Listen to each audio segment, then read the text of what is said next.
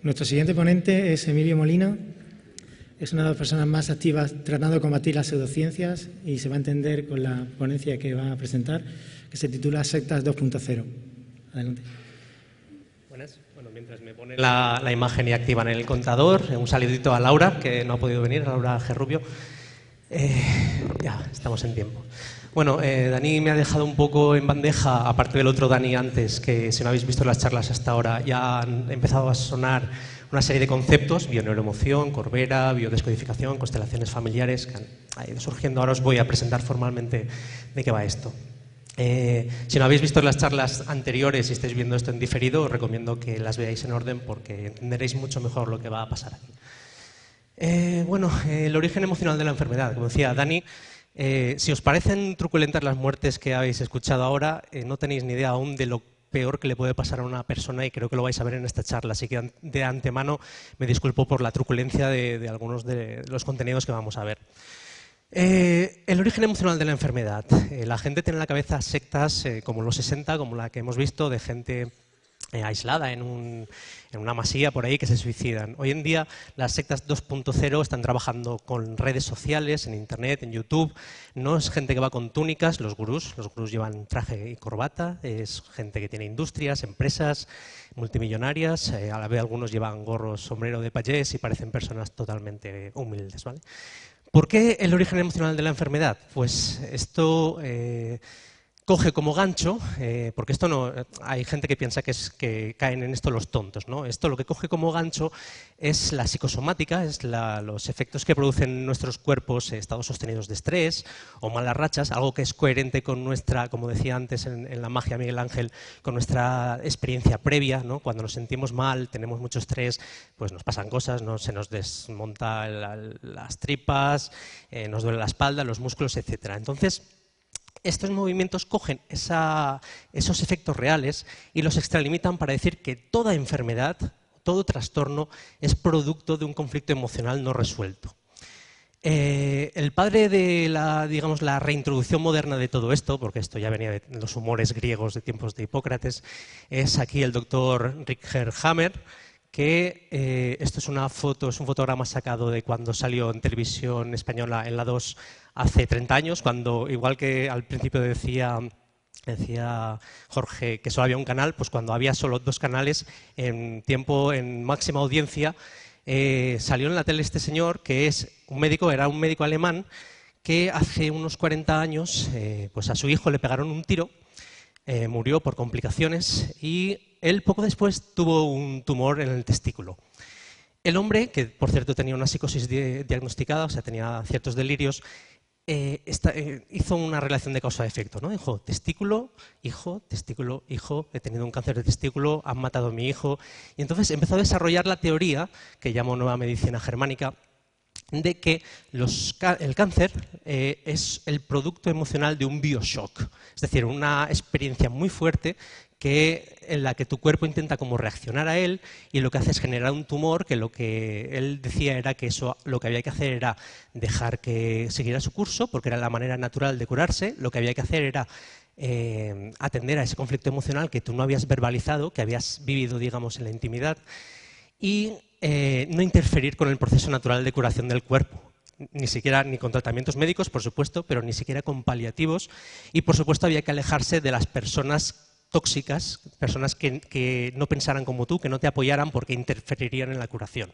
Imaginaos lo que supone a un paciente de cáncer en un estado muy vulnerable, al que se le puede convencer vía este gancho de que realmente, porque a todo el mundo nos ha pasado que hemos tenido una mala racha, si luego nos pasa algo, establecer esa relación y pensar que este señor tiene razón y que no necesitamos someternos a quimio, a cirugía, etcétera.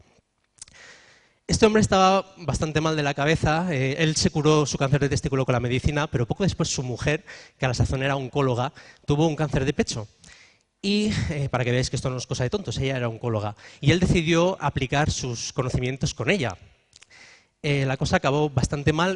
La siguiente transparencia es un poco fuerte. Si hay gente aprensiva o niños, os recomiendo que no miréis a ella durante unos segundos, avisaré.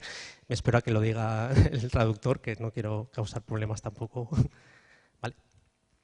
Bueno, pues esto es lo que pasa cuando no tratas un tumor de pecho. Esto es uno de los casos reales de víctimas de Hammer, de los que fue dejando por toda Europa. Él salió de Alemania huyendo de la justicia por muertes, pasó por Francia, huyó de Francia por muertes que dejó allí también, y acabó afincándose en España durante un tiempo, que es, por cierto, esta víctima fue tratada en España, vino desde Holanda hasta España, es el caso de Micaela, y ya he pasado de diapositiva para los aprensivos.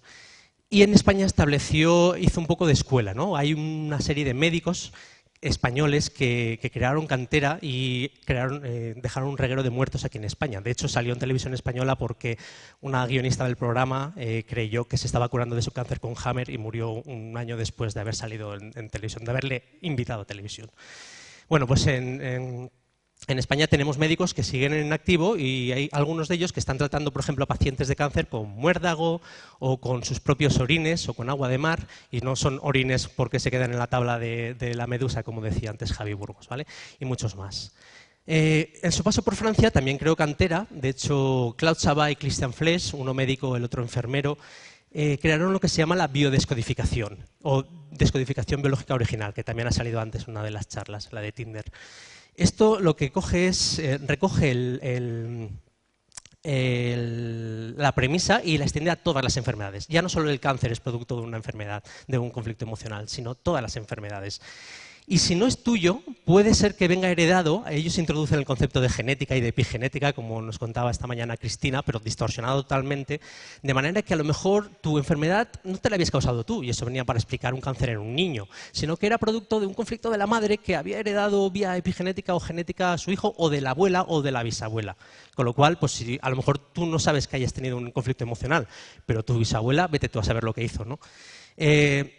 Hay una variante que es la decodificación dental, de cual Christian Beyer es uno de sus máximos exponentes, que salió hace poco en Complementarios, en Radio Televisión Española, de nuevo. Si tienes una secta y no sales en Radio Televisión Española, no eres nadie, parece. También tenemos a gente como Chumari Alfaro, que tenía un programa en Radio Televisión Española, en Televisión Española. A lo mejor alguien entiende ahora por qué aquello de beberse el pis propio, de dónde viene. Y llegamos a Enric Corbera. Corbera comenzó difundiendo la biodescodificación en España, pero Christian Flesch le denunció por plagio. Por cierto, no lo he dicho, pero Claude Chabat está en prisión también, igual que pasó Hammer por prisión varias veces. Claude Chabat está en prisión por la muerte de un adepto que dejó la medicación por un cáncer de próstata y murió. Corbera fue denunciado por Flesch por plagio. Entonces él cambió la denominación de biodescodificación a bioneuroemoción, había creado algunas asociaciones e institutos para darse más prestigio y les cambió el nombre también.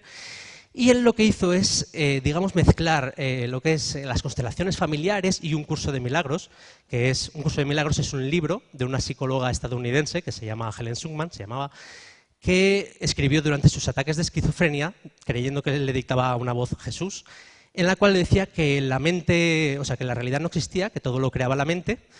Corbera cogía esto y lo decía así, porque la física cuántica además lo corrobora, ¿no? Y aquí entra un poco la charla de Dani y es donde entronca con lo que ha estado contando, que este hombre pues distorsiona la física cuántica a su antojo y la epigenética, la genética y todo, ¿no?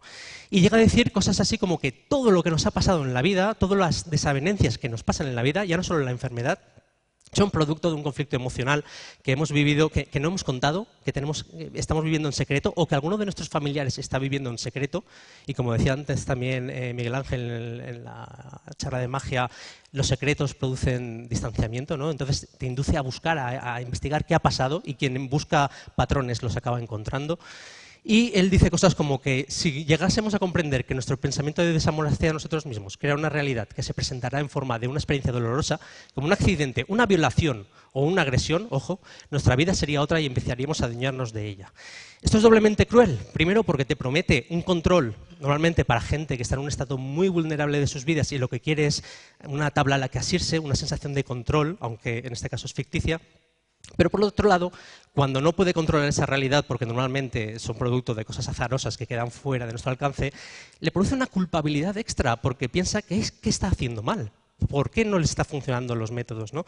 Entonces llegamos a casos, este es otro caso real, no lo voy a leer entero, básicamente una paciente con un cáncer en el cual dice que tiene unos dolores tremendos, un cáncer terminal, con metástasis, los oncólogos le dan poca esperanza de vida y habla un poco de que necesita pues, saber dónde puede tener atención atención médica de bioneuroemoción en Argentina. Corbera, poco después de ver este mensaje en Facebook, le dice que se tiene que poner en cuarentena, que es una distorsión del lenguaje, como comentaba también antes Maribel, para manipular el entendimiento de esta palabra. Ponerlo en cuarentena es aislarse de toda la familia y sobre todo de la pareja. La chica le dice que sí, que quiere empezar una nueva vida, que hará lo que haga falta, que ese edema lo va a superar, etc. Imaginaos la clase de muerte alejada de sus seres queridos, sin paliativos, sin tratamiento, con lo que puede terminar alguien que entre aquí. Este es el crecimiento que ha tenido la bioneuroemoción en los últimos 2 años. Tiene más de 7.000 nuevos seguidores cada mes. Y, por supuesto, salió en televisión en la 2, en La aventura de saber, Corbera. Y, bueno, básicamente, como me quedan 5 segundos, solo quería agradecer a todos la colaboración para alertar de este movimiento a la gente. Muchas gracias.